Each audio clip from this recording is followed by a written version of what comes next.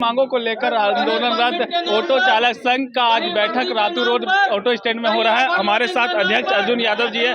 क्या कुछ कहेंगे, क्या लगता है कब तक चलेगा ये लड़ाई? देखिए, हमारा जो है कल वार्ता जो हुई थी वो विफल हो चुका है। हमारी जो मांग है कि हमारा जो परमिट है जो पहले से है 5000 परमिट यथावस्थ रहने दिया जाए, उस पर कोई छेड़छाड़ हम बर्दाश्त नहीं करेंगे। और जो दूसरी मांग है कि सिटी पास ई रिक्शा वालों को अगर जो देना है आप दे दीजिए।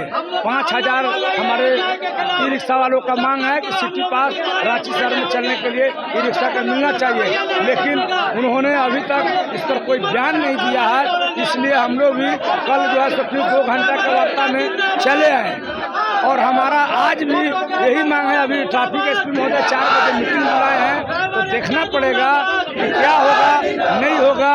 हड़ताल आगे चलेगी कि रुकेगी ये अभी हम बता नहीं सकते हैं, क्योंकि जब तक हमारी मांगे नहीं मान ली जाती है तब तक ये हड़ताल तोड़ना संभव नहीं है। लेकिन ये कहाँ से न्याय है कि आप एम्बुलेंस को भी रोक दे रहे हैं, नगर बस सेवा को भी रोक दे रहे हैं? देखिए, हम लोग किसी भी ऑटो ड्राइवर को ये नहीं संदेश दिए हैं कि आप किसी को रोकिए। हमारा शांतिपूर्ण तरीके से मेरा हड़ताल है। सभी हम अपने ऑटो चालक और मालिकों से आग्रह करते हैं कि आप इस तरह के काम नहीं करें।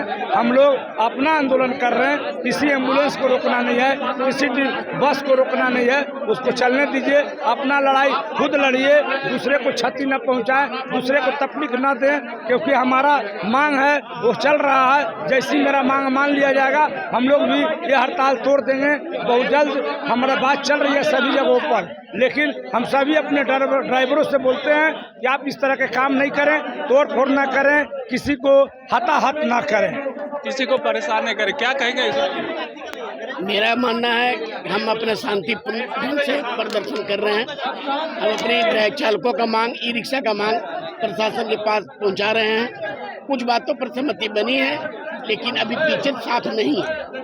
हमारा कहना है कि जो भी आप पेपर के माध्यम से जो हम लोग का हड़काने का काम किए हैं, आप अपने स्तर से पेपर में दीजिए कि हमारा मांग जो 20 किलोमीटर श्रमिक का परमिट, उसको छेड़छाड़ नहीं करिए।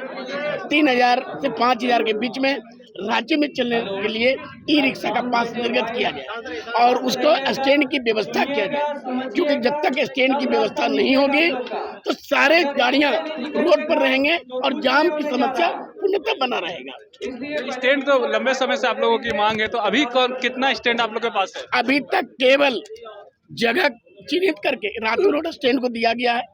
टेम्पो के नाम से बस का टेंडर किया जाता है, टेम्पो से पैसा वसूला जाता है। ITI में देखिए बस का टेंडर है, टेम्पो से वसूला जाता है। अरगोड़ा चौक पर कहीं जगह चिन्हित नहीं है, लेकिन टेम्पो से 20 रुपया लिया जाता है। हमारा मांग है कि आप एक ग्लोबल टेंडर कीजिए। रांची नगर में जो भी ई रिक्शा टेम्पो चलेगा उसको हम लोग एक जगह पैसा देंगे और नगर निगम क्षेत्र में भ्रमण करेंगे। संघ के संरक्षक है, क्या कहेंगे? आज आप जिस तरह से नगर बस सेवा को भी आप लोग बंद कर दिए हैं और जो प्राइवेट गाड़ियां चल रही है उनको भी क्षति पहुंचाने की खबर आ रही है, तो कैसे देख रहे हैं आप? नहीं, ऐसा कोई हमारे संज्ञान में नहीं है। इस तरह की कोई घटना नहीं हुई है। हम लोग ई रिक्शा वाले हैं, ऑटो वाले हैं, CNG वाले हैं, हम लोग अपना बंदी किए हुए हैं। हम लोग के हाँ, कुछ जगह पे जहाँ ओवरलोड बस किए हुए हैं, जहाँ महिलाओं को ठूस ठूस के भरा गया था, वहाँ पे लोग बोले कि नहीं ये इस तरह का कीजिएगा तो घटना घटेगा। अगर यह बोलने से अगर हम लोग दोषी हैं तो हम उसको स्वीकार करते हैं।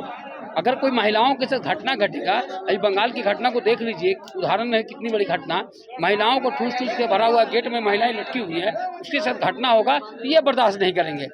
हम लोग रक्षाबंधन के दिन ई रिक्शा चालक, ऑटो वाले लोग फ्री में महिलाओं को बैठा कर हम लोग एक वाहन को सम्मान देने का काम किए हैं, और उस वाहन को कोई बस में ठूस ठूस के लगेगा, उसका अपमान होगा तो हम लोग उसका विरोध करेंगे। और देखिए, हम लोग अपनी मांग को लेकर एकदम टाइट से खड़े हैं, दृढ़ इच्छा का शक्ति के साथ खड़े हुए हैं।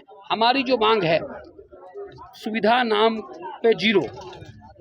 मैं पूछना चाहता हूँ आपके माध्यम से नगर निगम से, ठीक है, कि आज तक आपने ई रिक्शा चालक को चाहे ई रिक्शा का कहीं कोई सुविधा दिया है? कहीं एक स्टैंड है ई रिक्शा का, कहीं एक स्टैंड है, कहीं एक शौचालय है, कहीं एक टॉयलेट का व्यवस्था है, कहीं महिलाओं के लिए फिटिंग का व्यवस्था है? कहीं नहीं है, कोई व्यवस्था नहीं। आप व्यवस्था दे नहीं रहे हैं, आप कानून बनाने का प्रयास करें। पहले व्यवस्था दीजिए ना बॉस, पहले व्यवस्था दीजिएगा, सुंदर सा घर बना के दीजिएगा तो उस घर में कौन नहीं रहना पसंद करेगा। आप सुंदर घर तो दे दीजिए, सुंदर कुछ दे नहीं रहे हैं, सिर्फ आप जो टेंडर के माध्यम से करोड़ों करोड़ रुपया, कितना करोड़ रुपया सालाना वो वसूल ले रहे हैं, अब क्या दे रहे हैं ई रिक्शा चालक को? Hatia station, Ranchi station, ITI, Khatgarha bus stand, Ratu roader कोड़ा का के कौन रोड में पैसा नहीं लिया जाता है टेम्पो वाला ई रिक्शा चालक वालों से? सुविधा के नाम पे जीरो क्या दिए हैं आज तक? मैं पूछना चाहता हूँ, आज आप लोग ई रिक्शा वालों को, टेम्पो वालों को दिल्ली नजर से देखते हैं, ठीक है?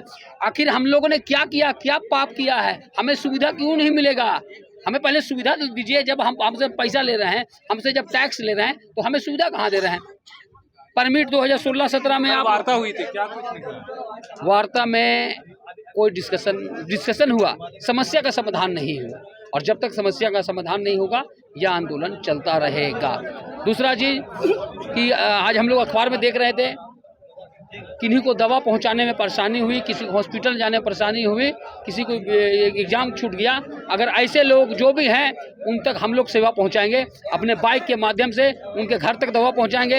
हॉस्पिटल पहुंचाना तो हॉस्पिटल पहुंचाएंगे, और किन्हीं के एग्ज़ाम सेंटर में अगर जाना है तो उसको हम लोग एग्ज़ाम सेंटर तक पहुंचाएंगे। हमारा मकसद तो किसी को परेशान नहीं है, हमारा मकसद है कि हमारी समस्या का समाधान हो।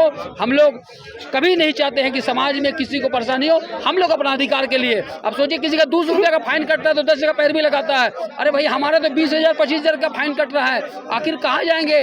घर की खुशियाँ बेचकर, गहने बेचकर, गहने को गिरवी रख के अपना घर में ई रिक्शा और ऑटो खरीदते हैं, और उनके साथ इस तरह का दुर्व्यवहार होगा तो आखिर कौन बोलेगा? इसलिए एक जिम्मेदार व्यक्ति होने के नाते हम लोग एक यूनियन चलाते हैं, उसके माध्यम से हम लोग अपनी बात को रखेंगे और यह लड़ाई मजबूती से लड़ेंगे। आपने देखा होगा झांसी के इतिहास में, पूरे देश के इतिहास में इतना एकजुटता के साथ ई रिक्शा चालक, ऑटो चालक, CNG चालक लड़ाई नहीं लड़े होंगे।